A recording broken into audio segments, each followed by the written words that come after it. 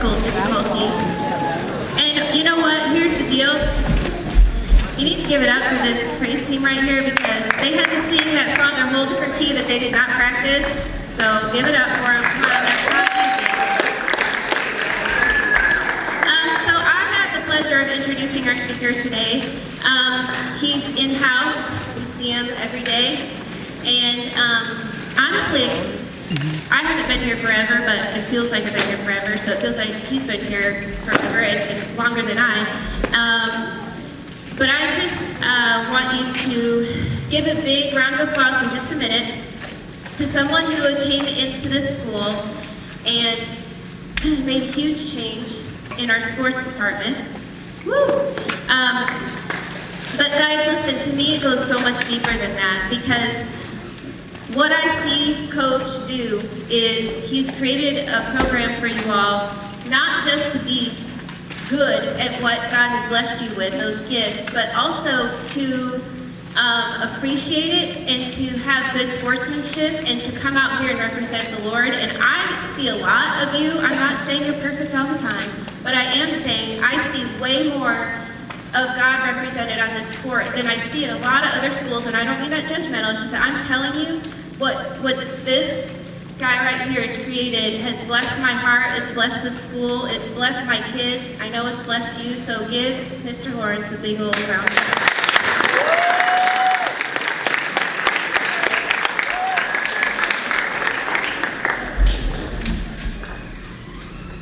These are called cheaters. So the doc says I don't need glasses, but I need magnifiers. So every pair I have broken last week, so I stole my wife's, so these do have a funny kind of print on them. It beat the multicolored ones that was my other option. So Jeremiah 29:11, for I know the thoughts that I think toward you, saith the Lord, thoughts of peace and not of evil, to give you an expected end. I read that verse to you to let you know that expected end sometimes is not what you entirely intended when you started into it.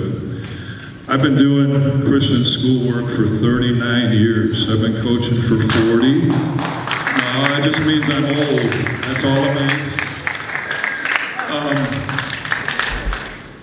Today, I told my sports management class, I felt officially old because my youngest daughter turned 34. So most of you can't even think in those terms. Now I know that you guys do testimonies in here, so we'll kind of go a couple different directions.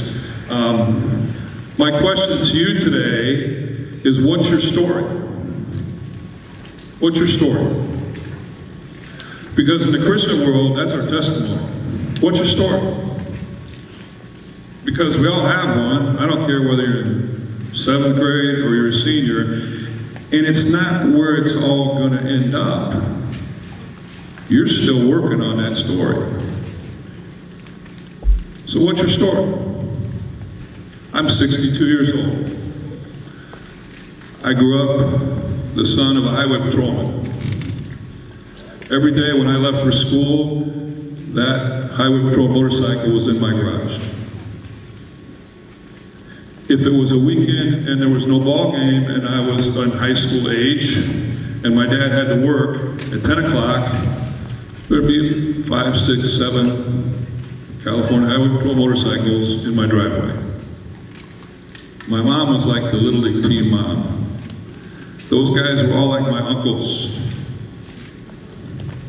Yeah. They'd come in and drink coffee before they went to work. That's how I grew up.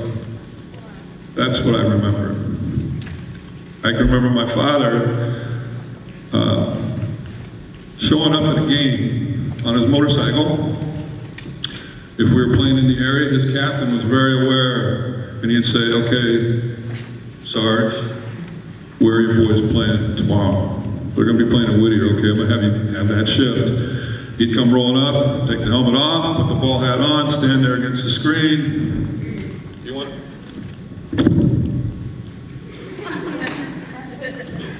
Now you know where it came from. Alrighty? If you play girls basketball, that's the thing they hate the most. So What's your story? Can you see God directing your journey? Even right now, you're here. Why are you here? I don't know. Well, you're here to get educated so that you can be better next year. And then next year so you can be better the next year. And as you go on through life, and some of you are going to graduate in really just a few days. When you meet God? February 1972. I sat in a youth meeting. I was there, and I brought one of my friends because I was really concerned. One of my sports team buddies. I was really concerned. And I'm standing there, and it was like God hit me with a baseball bat. He said, "Hey, stupid, wake up. You need to get down there. And then your buddy, that will come in due time." I brought him. I was the one who knew of God. Sat in a Christian school, went to church, but didn't know God. February 1972. How many teachers in here were alive in 1972? Not many. Not many.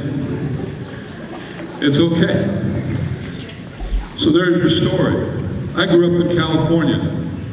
My summers were spent going to the beach. God told me to go to college in Wisconsin. I happen to really like Wisconsin. I met my wife there.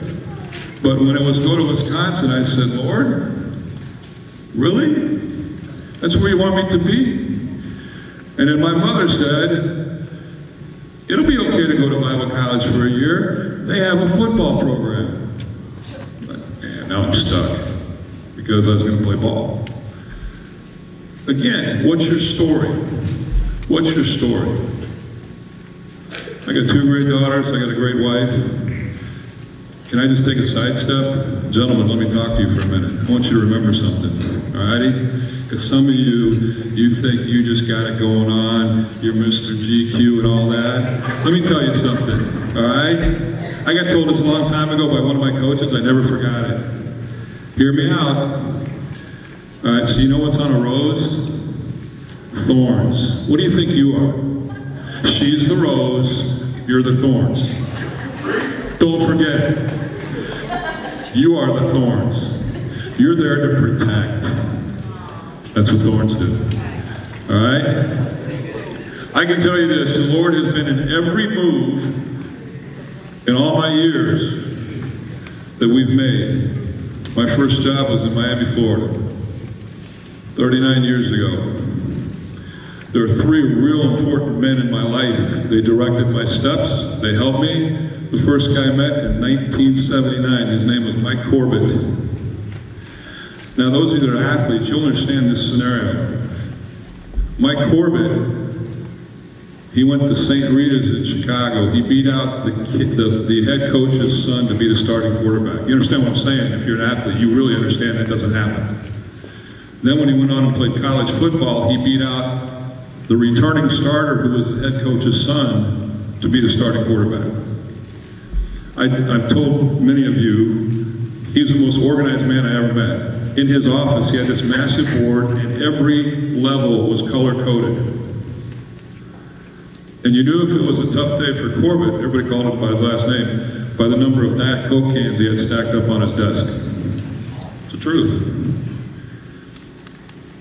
Then, in college, I played for a guy named Robert Rapson.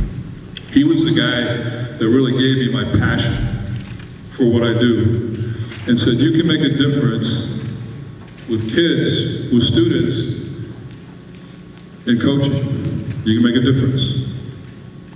Be honest, be straight up, let them know you care. And I often say, I don't care at the end of the day when I'm long gone. If you ever remember my name, it doesn't matter to me. I just want you to remember there was this old dude that had a white goatee that carried her. That's what matters to me. And then, not third, definitely not third on the list, but my dad taught me the value of hard work. And he taught me the importance of doing the right thing. Have I always done the right thing? Absolutely not. Absolutely not. But I always have that in the back of my mind. He was my number one fan. As I got into coaching, he became my number one friend, humanly. I would talk to him often. That's just the free stuff, okay? This is what I want to talk to you about today. So I mentioned, what's your story? I want you to think about that, all right? And I'm going to tell you that in Psalm 37:23, it says, the steps of a good man are ordered by the Lord. I hope that that is everybody's goal, to have your steps ordered by the Lord. All right, so here we go. We're going to give you 5 things, all right? So some of you write notes. 5 things that I've learned in my life from athletics. 5 things. Spiritual connotations to all of them. Philippians 4:13 says, I can do all things through Christ who strengthens me. How many of you believe that? You can. Now look, I coached this kid named Chase Adams. Chase was 4'10". Adidas ranked him the number 1 6th grade basketball player in the country. Nike rated him number 2. Chase did not come up to me and say, Coach, I'm going to dunk the basketball someday. That just wasn't going to happen. His mom, he was taller than his mom. His dad was like 5'4". All of his brothers, there was a short family. He could really play, but he wasn't going to go above the rim and dunk it.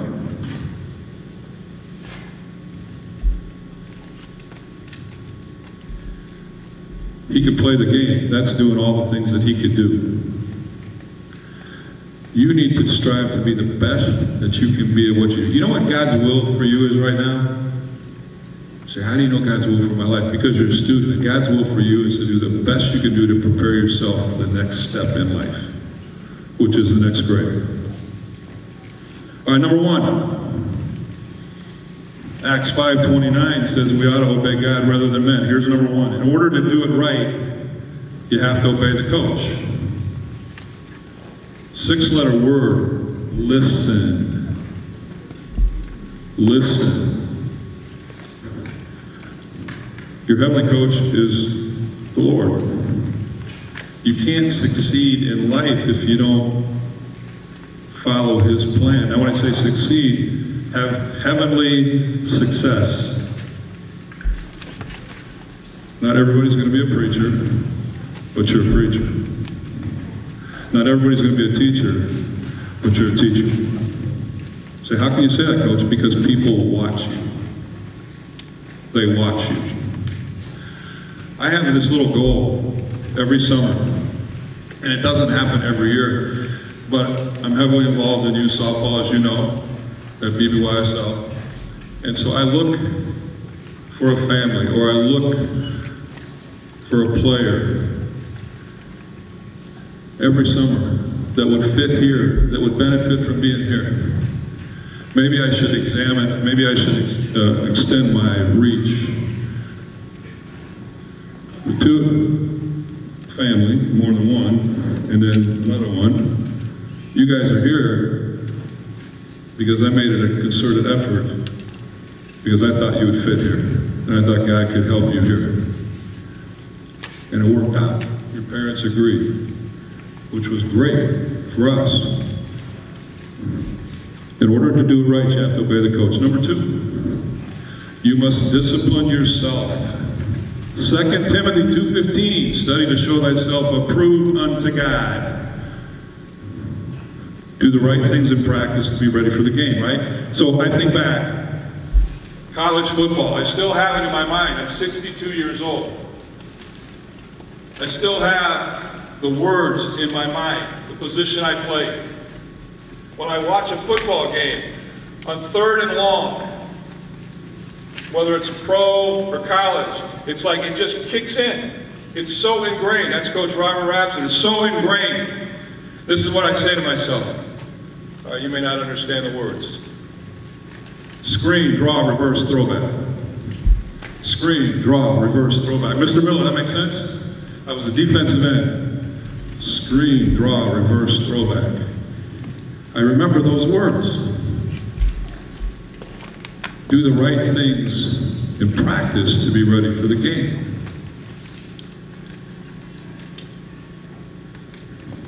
You want to be in medicine and you bomb science, probably not going to happen. In fact, I wouldn't want you working on me, right? When I had my knee replaced, they came in before the surgery and they made a line with a magic marker, a purple line. And then he told me after the surgery, he said, listen, now when they take the bandage off, the only bad thing is going to be if blood is seeped through, right? Seep through the incision. So I get released pretty quick. They want you out of the hospital. I go home. A couple days later, here comes the nurse. She's coming in and she's gonna take the bandage off. She starts unwrapping, and the first thing I see, not thinking, but I see what I think is blood. I go, oh no. It wasn't blood. It was the pen mark. All the way down. It took a while for that to wear off. So I have this nice straight line, and when I walk through the airport and I go through the metal detector, anything that's replacement, it shows up yellow. So I got this from here to here, straight yellow line. Most people laugh. Only one guy get mad. I told him what I had. He wanted me every which way. One of his guys, one of the other TSA guys hollered at him and said, hey, you've seen this before, right? Just kind of the way it works. Train, train, train. You're going to work hard, you're going to do your best, you're going to achieve, you're going to get there, and you're going to achieve, and you're going to get there, and you're going to achieve. You want to be the best employee, you want to be the best student, you want to be the best friend that you can be. And we're not perfect. We all have issues. But we're going to work on it every day, and we're going to go, you know what, I'm sorry. We're going to go back and say, I should have done this better. We're going to go back and say, this is how I have to do this particular thing. What can I do to make it so that we're all on the same page? So you must discipline yourself. Number 3. Remember screen, draw, reverse, throwback? Be a master of your position. Master what God gives you. You can't serve 2 masters. It's impossible. You can't worry about what somebody else thinks. Serve God. Luke 16:13 said, God knows your heart. You're responsible for your actions.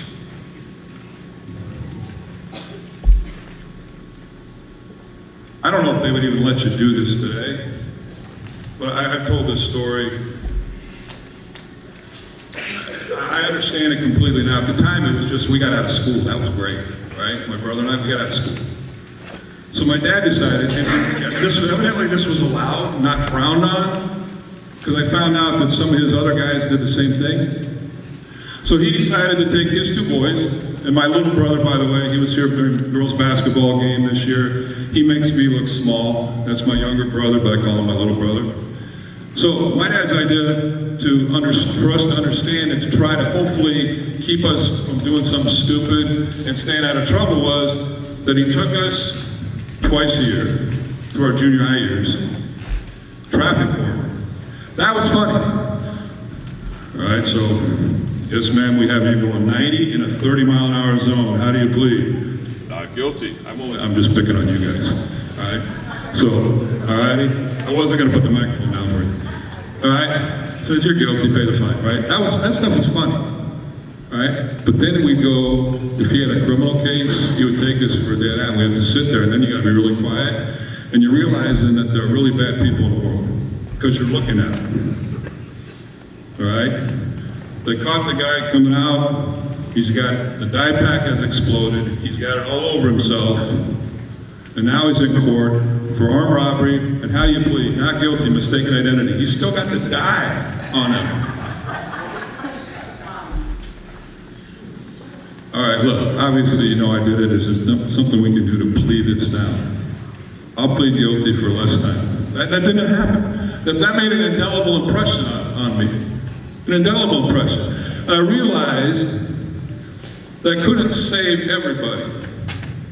But I wanted to have a positive influence. And I wanted to do the best I can. And look, an old friend of mine, he's in the Hall of Fame, he says, quote, I make a new enemy every day. I coach. That's a real possibility, all right? Because people have a different impression, and we view this all wrong about, sometimes even if I just go to the coaching thing, we do the same thing academically. We go, well, they didn't let me do this, therefore they must think I can't do that. No, it's about, we want to put you in the best spot where we think, and we're not perfect, but it's our responsibility. It's our responsibility. And it takes a whole team. Those who play baseball and softball, think about this scenario. This actually happened a month ago in a conservative college. They were missing some time to play games because of weather, so they missed some class time that they weren't planning on. And the dean, who doesn't have an athletic bone in their body, sent this email to the coach. Think about this, particularly pitchers, baseball guys, this will really hit you. Maybe, this is what they said, maybe you should only take the 9 players you're going to play in the game today and everybody else should stay back. That right there was everything. When it was pointed out that multiple pitchers throw, they relented and said, I didn't know. I just thought it only takes 9 to play. Maybe they should only take 9. Now, what if they only had 9? You take 9. But obviously they took more than that. Be a master of your position. Number 4, run every play as if it were the last play. Run every play as if it were the last play. 2 Corinthians 9:24 says, know ye not that they which run in a race run all, but one receives the prize. So run so that you may or can obtain. How does that really fit you? Don't put off tomorrow what you do today. Don't procrastinate. And if you don't get anything else today, write this down. God is not going to ask you to do anything that He hasn't put within you the ability to do. You understand that? And look, you might be a medical doctor. You're not a medical doctor right now. You're a high school or a junior high kid. But that might be where it's headed. He hasn't, and will not ask you to do anything that He hasn't put within you the ability to do. And so many times what we do is we get afraid to go, man, I don't want to do that. I'll do everything but. I had one of those aha moments. I'm on my life's track. Man, in Christian schools, if you go to Dade Christian, you write your ticket if you want to coach. It's this big school in Miami. It's a big school. And you write your ticket. And man, they picked me. I got to go to Dade. 3 years a day. And then I was a college football coach. In a small school, I was living a life. After 1 year, I got a call from the school way up above us, up north. And they said, listen, you're young, we like young coaches. We want you to come be the defensive coordinator. You'll have full charge of that side of the ball. This is head coach. We're going to pay for your wife's education to be finished. We have a house for you to live in, rent-free, and we're going to pay X number of dollars. Are you kidding me? Like, man. But then I had one of those moments where God's going, wait. Like I'm getting stuck in the side. Wait. You need to call Rich. What? Call Rich.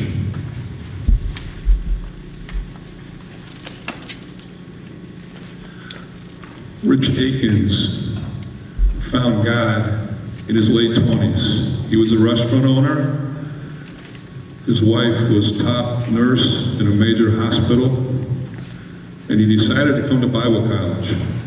At 29 years old, he was the father figure on our football team as a freshman, 6'4.5", over 300 pounds, a mountain of a man. And even though he had just found God, his maturity was unbelievable. I said, Rich, here's the deal. I want to take this position. I know that you know about this guy. What do you say? He said, you can go there. He said, but potentially they have recruitment issues. He's bringing in some bad dudes. I said, like good football players? Yeah, but he said, some have records. Oh, he said he may not make it through next year. I turned it down. Yeah, I couldn't believe I turned him down. By the following Christmas, that guy was gone, and I would have been gone. In a faraway place, knowing nobody, having just moved there, everything would have been gone. That guy holds more responsibility for the closing of that college than any single individual. And I could have been in the mix of it, but God protected me because I listened. And I don't even know why I listened. But enough sense to hear what God was saying. And sometimes, look, I choose to be here. Every teacher here chooses to be here. We could be in a lot of other places. I'm so far past that. I like coaching kids. I think we got at least 3 guys next year. They're juniors this year. I think we got at least 3 guys, maybe more on our team that are going to have a chance to go to the next level. That motivates me to give them the best I can give. And I know I'm not perfect. But I'm going to fight for them, and I'll fight for everyone. You know? You ever figured out, you know why I stand out front out there every morning? Because I know, growing up in a policeman's home, and hearing all the stories, my dad kept nothing from us. I know that when there's a deterrent, most people don't want a conflict. I get asked often in the office, by Buffy, or by Tiffany in particular, hey, that car's been out in the parking lot for a while. We don't know them. I'll go, oh yeah, I know that car. We're okay. I tell parents all the time, I may not know you, but I know the vehicle you drive.